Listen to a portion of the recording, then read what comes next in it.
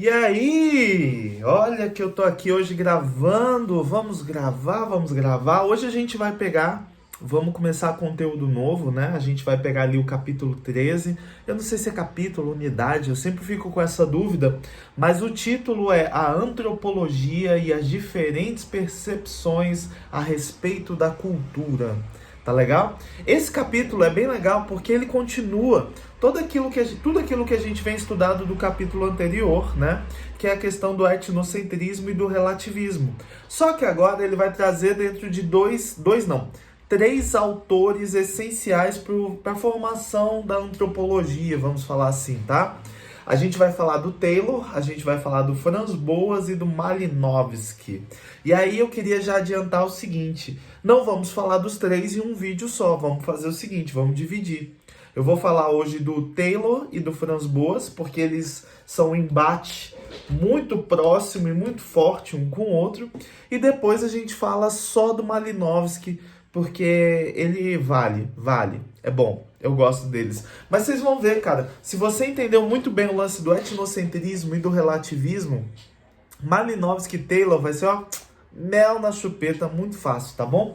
Creio eu que no meu site a gente tem slides sobre eles. Então entrem lá no meu site, profeduardo.com, e procurem lá os slides que tenho certeza que tem um de cultura, e cultura tem tudo a ver com Taylor, tá legal?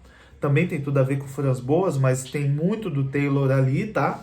Deve ter também do Franz Boas e do Malinowski, que eu tenho certeza absoluta que tem. Então pode entrar lá no meu site que você vai achar conteúdo lá para poder auxiliar você nesse processo ensino-aprendizagem, fechado? Então hoje a gente vai falar do Taylor, Edward B. Taylor, e vamos falar do Franz Boas, do Bolzão, fechado? Vamos falar desses dois porque vai ser bacana. Então bora lá, galera. Vamos lembrar só a questão do etnocentrismo e do relativismo, né? O etnocentrismo, ele tentava analisar as sociedades através de um espectro, né? O que eu gosto de falar como hierarquia social.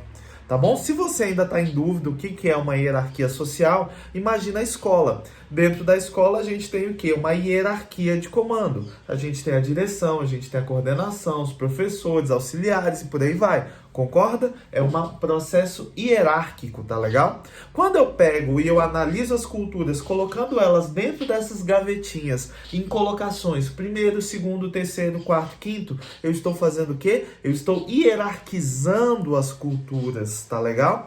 No caso, a gente vamos recordar um pouquinho da história também, né? A gente estava passando um processo que se chama de imperialismo.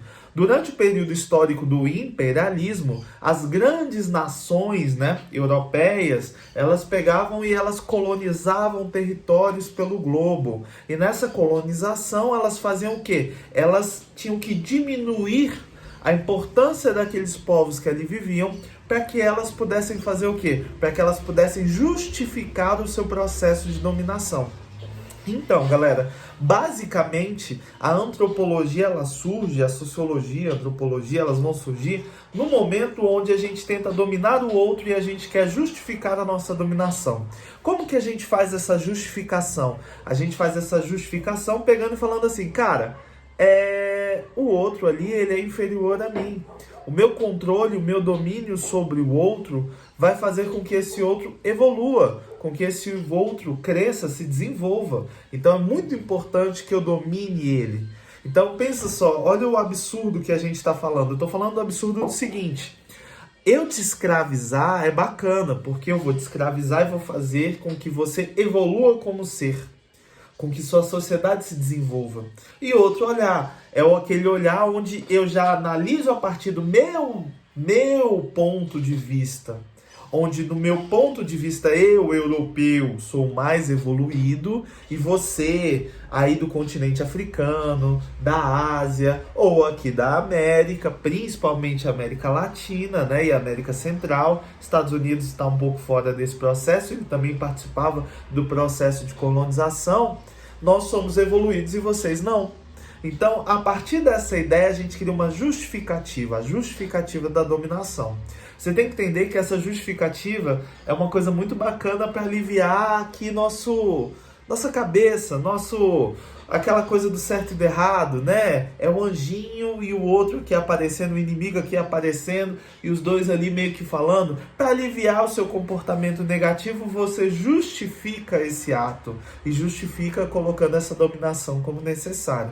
O Edward B. Taylor, o Taylor aí, cara, ele é, vamos dizer, ele é o pai da antropologia inglesa. Ele tem alguns trabalhos muito importantes, onde ele descreve sociedades, ele fala de cultura. Tanto é que quando a gente vai falar sobre cultura, a gente ainda se utiliza muito da definição de cultura que o Taylor fez. Não existe uma definição única de cultura, existem várias definições, mas a definição mais usada é a definição do Taylor, que é a definição de que qualquer coisa que foi criada pelo homem, que está fora do seu aspecto biológico, que está fora do biológico e foi criada pelo homem, é cultura. Então tudo aquilo que nós produzimos como sociedade, desde a nossa língua, a questão de religiosidade, a questão de danças, músicas e por aí vai, tudo isso é cultura. Então essa ideia do Taylor sobre a cultura, eu acho, ó, show de bola. Porém, o Taylor, ele é um evolucionista social, cara. Ele faz parte do grupo do etnocentrismo, onde ele analisa as sociedades porque ele chama essa análise de sociedade dele de perspectiva unilinear. Unilinear. Mas não é unilinear assim, ó, eu analisando a cultura de maneira horizontal, sem julgar o outro. É unilinear assim, ó, vertical. Eu analiso a cultura, ó, de baixo para cima, sempre julgando o outro como inferior. Então ele faz parte dessa ideia do quê? Do etnocentrismo. O Edward B. Taylor, ele pega e ele é um evolucionista cultural, ele é um eurocentrista e ele incentiva essa análise hierárquica das sociedades, colocando um grupo como civilizado e outro grupo como primitivo. Ele diz uma coisa bem interessante, ele fala assim, que a relação entre o primitivo e o civilizado, ela está muito próxima. Nós temos uma relação, nós temos um elo de ligação. O que nos diferencia? O que nos diferencia é o nível cultural da nossa sociedade. Os primitivos têm um nível cultural inferior e os civilizados têm um nível cultural superior. Só que nessa análise dele, sempre o cultural de nível superior era ele, europeu, era a Europa, era aqueles que colonizavam, eram as metrópoles, entendeu? Então ele, europeu, analisava o outro de cima para baixo, o outro como o quê? Primitivo, tá legal? Então é essa análise dele. Ele vai pegar ali o evolucionismo do Charles Darwin e ele vai levar esse evolucionismo do Darwin para a análise cultural. E nesse transporte do evolucionismo biológico para o evolucionismo cultural, ele cria uma hierarquia de sociedades. O civilizado europeu no topo, o primitivo colonizado aqui da América, da África ou da Ásia, aqui embaixo. Tá legal? Então ele faz essa, vamos dizer assim, essa colocação em camadas dentro da cultura. Fechado? Deixa eu ver se tem mais alguma coisa aqui importante. Não, essa questão da diferença natureza, etc. Para ele é isso. Fechadão, então? O Taylor? Deu para entender? É fácil, né, cara? Você tem que imaginar que o Taylor fala, existe um elo de ligação entre o primitivo e o civilizado. Existe. Porém, o que diferencia eles é, na verdade, o quê? O seu avanço, a complexidade da sua cultura. Só que ele não consegue ver a complexidade da cultura do outro, porque ele analisa sempre a partir do seu olhar. E o meu olhar não é uma análise sem julgamento, pelo contrário, o meu olhar é uma análise com julgamento, onde o outro é inferior. Tá legal? Deu para entender? Fechadaço? Beleza. E aí chega o Franz Boas, o Boas. Vamos falar só Boas? Eu gosto de falar só Boas. Vou desligar aqui o negocinho que ligou sem querer. O Boas. Vamos falar do Boas? Bora. Porque o Boas é justamente o contrário. O Boas é o relativismo, cara. O Boas não existe melhor nem pior, apenas o diferente. Ele é a bateria do Salgueiro, meu irmão. Ele é a bateria do Salgueirão. Tá legal? Por quê? Porque ele vai analisar tudo que o Taylor diz e ele vai numa perspectiva contrária. Ele fala, não, a gente não deve analisar a sociedade nessa sua perspectiva unilinear. A gente deve analisar a sociedade numa perspectiva horizontal. Gente, isso é muito importante.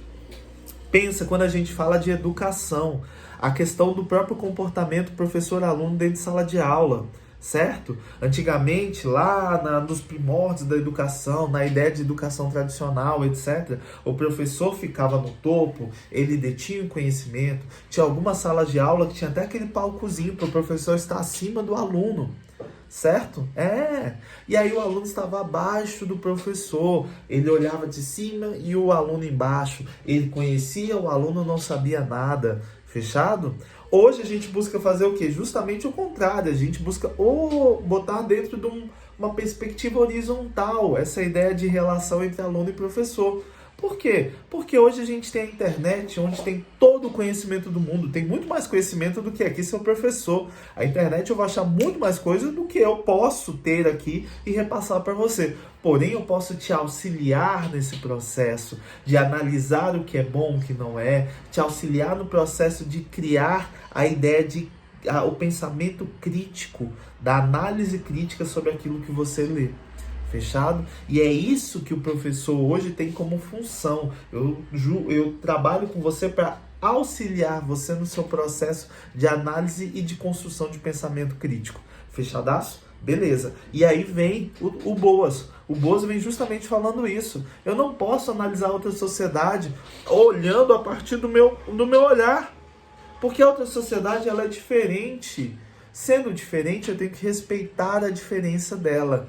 Eu não posso hierarquizar culturas, eu devo horizontalizar essas culturas, porque a cultura ela pode ser diferente. Ser diferente não significa que ela é inferior, significa que ela é simplesmente diferente. Pensa só, vamos colocar a questão da religiosidade só. Eu não vou entrar em nenhum outro aspecto, vamos colocar só a religiosidade. Pensa só, na Europa, a religião que dominava a Europa durante o período da colonização, durante o imperialismo, era o cristianismo. Ok, cristianismo. Mas aqui, os índios brasileiros não tiveram nenhum tipo de contato com o cristianismo. A religiosidade desses índios estava relacionada ao quê? Ao ambiente em que eles viviam. Estava e está ainda, né, relacionado à natureza. Tá legal? Isso faz com que a religiosidade deles seja inferior à religiosidade do europeu, que é a religiosidade cristã?